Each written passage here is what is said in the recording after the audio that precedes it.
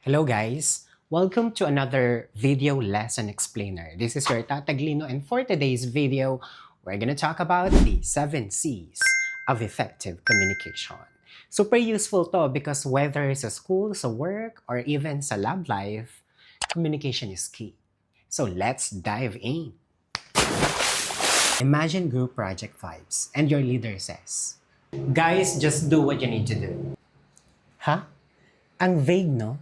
Pero kung clear siya, Gab, you do the intro. Joy, you handle the conclusion. Kevin, you do the visuals. Boom! That's clarity. Straightforward, no confusion. Now, kung si leader nagsasalita pa ng sobrang haba, Gab, ikaw sa intro kasi magaling ka magsalita. Joy, ikaw sa conclusion kasi mahaba ang pasensya mo. Kevin, ikaw sa visuals kasi artistic ka. Bro, ang daming extra words. Conciseness means short and direct. Gab intro, Jo conclusion, Kevin visuals. Less talk, more impact. Mas powerful. Next, imagine kung sabi ng leader, Kevin, make the visuals nice ha, pero ano ba yung nice? If concrete siya, Kevin, make an infographic with 3 charts about our survey results. Specific, factual, and clear. That's concreteness. Pero kahit may charts, kung mali ang spelling ng communication at naging communication, ay embarrassing. Correctness means tama ang spelling, grammar, and facts. Hindi naman masamang magkamali, but the credibility goes down. So always double check, guys. And syempre, kasama na rin ang punctuations. Kasi kung mali ang gamit ng punctuations, naiiba na rin yung meaning. Halimbawa, bakla si Lolo.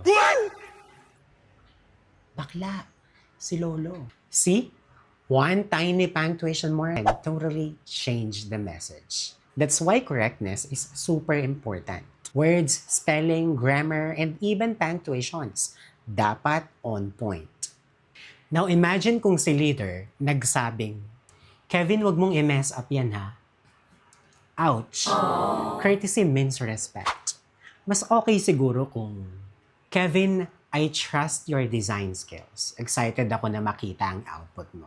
Same instruction pero mas motivating kasi polite and respectful.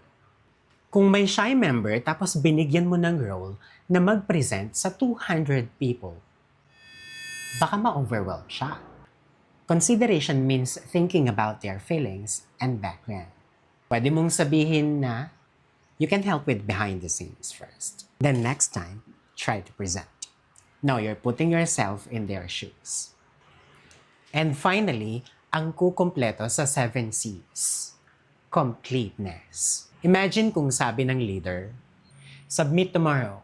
Pero tomorrow, where? What time? What format? Kung kumpleto siya, submit tomorrow 5 p.m. sa Google Drive folder in PowerPoint format. No missing info, no confusion. So ayun guys, from clarity hanggang completeness, lahat ng 7 C's. Connected sa isang group project story. If you practice these 7 C's, promise, you'll be a better communicator. Not just in school, but also in work, in friendships, and yes, even sa love life. So don't forget to take down notes as you watch this video because we're going to have a quiz. Good luck, guys!